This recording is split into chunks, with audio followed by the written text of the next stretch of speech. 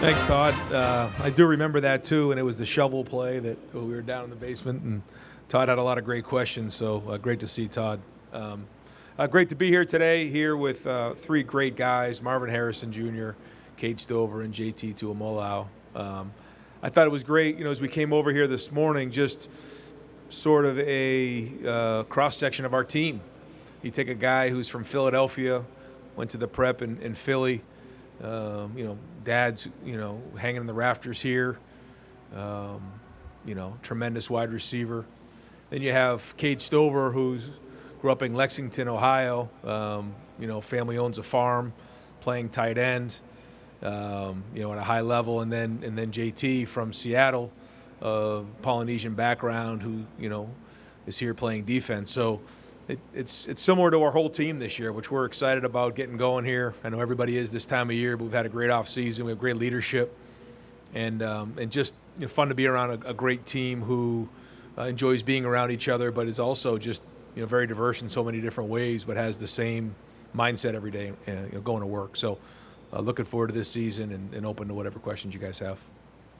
Okay, we'll open over here to our left. Tim May, Lettermen Row. Ryan, I was just wondering, who is going to be your backup quarterback going into camp?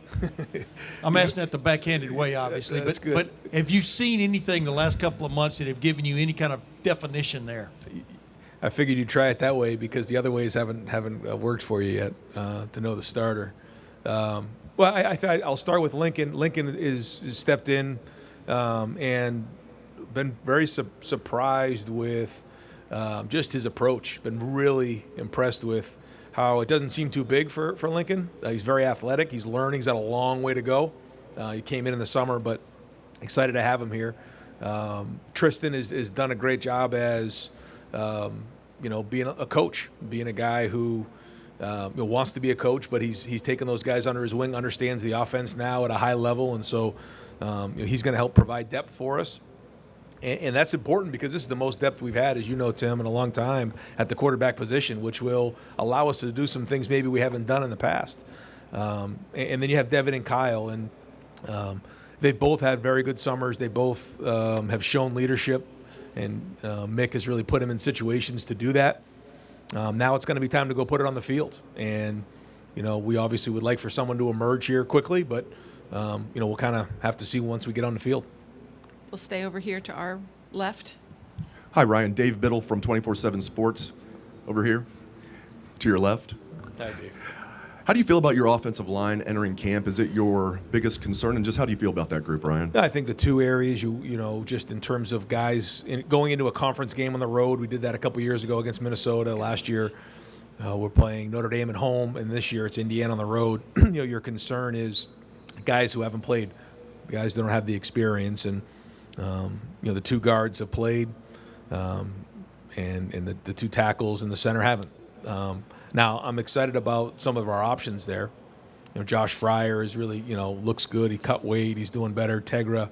We also added Josh Simmons, who prefers to be called Jimmy, by the way, so we're going to have to call him Jimmy Simmons. Luke Montgomery is been in the mix. He shot a really good summer. And so, we have Vic Cutler we've added. So we have some good pieces there, but they just haven't played, and so that's where this offseason has been important, but now in August it's going to be critical for them to build the chemistry and to make sure that they solidify themselves as starters. I think, we have enough people there that we feel good we can find that, but they have to go do it. So that's obviously something that we got to make sure we're focused on. And then obviously the quarterback position. Those are probably the two biggest areas where we got to make sure we're doing a great job. All right, Coach, we're going to go to our right. Coach over here, Bill Bender, Sporting News. With Brian Hartline moving in at offensive coordinator, what does that mean for you this season in terms of play calling, where you spend your time in meetings during the week, and what is your collaborative vision of the offense now? Yeah, nothing's really changed from the spring. We'll kind of see how the preseason goes and see how it all shakes out and the chemistry. It has allowed me an opportunity to bounce around a little bit more, also with naming Quinn Temple, our chief of staff. He's kind of taken some things off of my plate. He's done a really good job there. So the way that our staff's designed, I think we have a great staff, and it has allowed me to jump around a little bit more. Once we get into the teeth of the season, I just, I know how it's going to go probably for me. I'm going to end up being right involved with it again. But that being said, as the season wears on, I have to be conscious this year of not getting too locked into the offense and making sure that I have, a handle on everything that's going on. And I think, certainly Brian running the offense and being a part of that, and Justin Fry with the O-line, some of the other additions we've had to the staff will allow us to do that.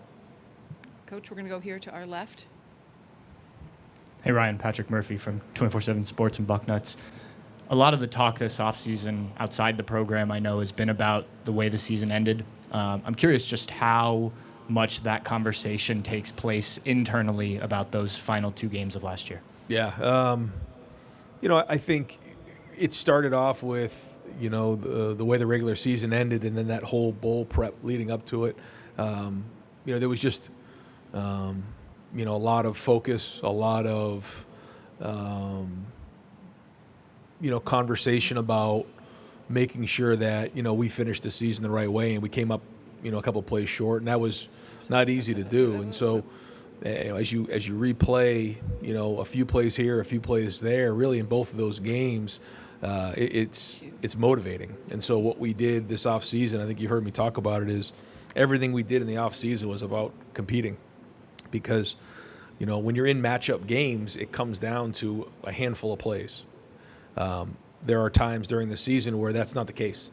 We can, maybe lose a few plays and still win by a few touchdowns, and it's like sometimes that can get unnoticed. And not that it does get unnoticed, it's just something that maybe you just don't feel the severity of it until you lose a game like that. And so, we've been working hard this offseason to make sure that doesn't happen again. That,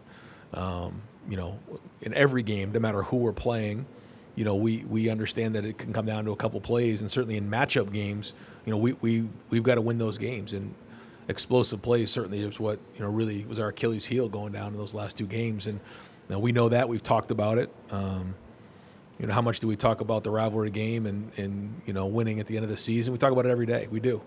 Now, we're not going to sit there and let it beat us twice, but it is a motivating factor for sure. All right, we're going to go to our back right. Ryan, Mark Rogers with the Voice of College Football. And you're working with Jim Knowles and having conversations with him in efforts of improving the defensive play this year. Is it more about improving, increasing technique from the players to fit what Jim Knowles likes to do, or basically taking his scheme and trying to tweak it to fit what the players and their skill sets? Yeah, it's a great question, because it's something that comes up all the time on both sides of the ball this time of year. Is you have a general idea of what your offense and what your defense is, but ultimately you have to tailor it to what your guys can do. And that's something that, coming off of last season, number one thing we know, explosive plays. There was a lot of improvement made, but those are the things that hurt us. So how do we get that fixed? And that's obviously been something that we've really focused on. But also, how do we now take a group of guys that have been in the system now for a year and take the next step and put the right people in the right spots? And that's really what it comes down to, and not just something that maybe has worked in the past couple of years doesn't necessarily mean that it's going to work moving forward. Or maybe it's something that you use up as a changeup that you used to use as your fastball, and that's all the art of especially college coaching, and that's all the conversation that's being had right now, is putting the right guys in the right place to be successful and then get really good at it. I think we did that in the spring, and hopefully we can build on that here in August. All right, we're going to go to our left. Davis, Delaware Gazette. Ryan, is there any way you would consider possibly starting or playing both quarterbacks early on in the season in games? I know that's difficult with Indiana as the opener in a Big Ten game, but would you consider that at all? Yeah. What would it take for that to happen? Mm-hmm. Yeah. We in, I guess, the last, now going on 7 years, we've been in this situation quite a few times at Ohio State, and just, not knowing who the quarterback's going to be going into the season. You had a new one with Dwayne, then you had a new one with Justin, then you had a new one with CJ, and here we are again. So when you go into these situations, you'd like for someone to emerge during camp, but who knows if that's going to happen or not. You'd like to see somebody emerge, and then you name them just like we've done with CJ and Justin and Dwayne. But, if that doesn't happen, then maybe that is the case. We'll have to evaluate it from there. But, we'll see. I know that, we got to go and win that first game on the road, so we're going to do everything we can and do what's right for Ohio State. So, again, I'm excited to see these guys compete and go put it on the field. It's so much different when you're just throwing routes on air, you're going through workouts, than when you're actually playing football. And we got to go start playing football here and figuring out who the quarterback's going to be. All right, and our final question will be down here in front. Braden Moles, Buckeye Sports Bulletin. Ryan, with the promotion for Brian Hartline and Keenan Bailey this offseason, what have you seen from them in the months since their promotion that make you confident in their ability to step up and take on these new responsibilities? Yeah, first off, they're both very bright. They both very energetic. They recruited at a high level. They connect with players very well, and they have credibility. Keenan has been with us really since I've been at Ohio State. And, he's been in different rooms. He's learned. He's taken on a lot of roles. He's got a lot of respect from so many people in that building because of his work ethic, because of the relationships he has with his players. And it's not just the tight ends. I mean, you go in there for a workout at 6 a.m, he's right there with his players. You go out there for a team run at 4 o'clock, he's there running with them. And players like that, how do you, create relationships and connection with players? You spend time with them, and he does that. And he's also very, very intelligent. And then Brian, same type of thing. His credibility that he has because he played the position of wide receiver, because he went on to play the position in the NFL, and he's brought guys along and developed guys in that room. And the next, logical progression for him is being a coordinator, which, up to this point, he's tackled everything and really succeeded. So we expect him to do the same thing.